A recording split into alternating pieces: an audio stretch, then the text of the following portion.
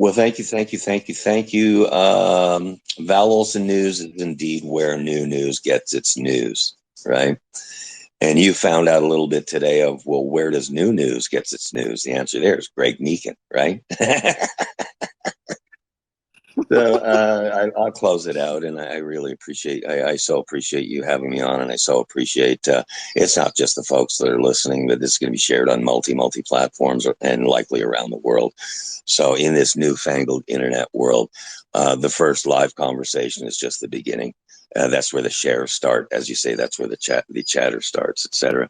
I'm going to finish out with just a couple of things, and I'll try. I know we're working on time here.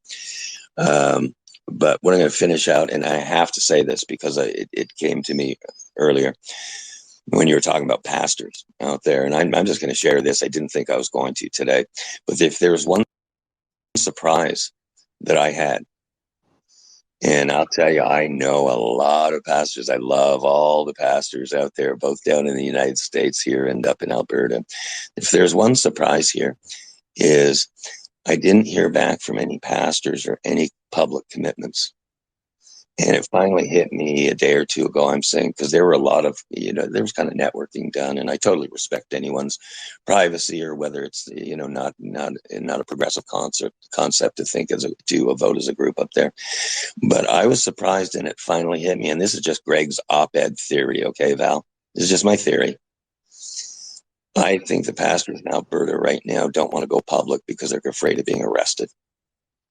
That's my theory. That's my theory. That's Greg. I've never seen anything like it. The thing that was surprising as this evolved is the people that didn't speak up.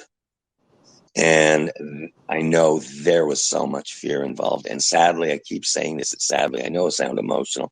They're afraid of their government, Val.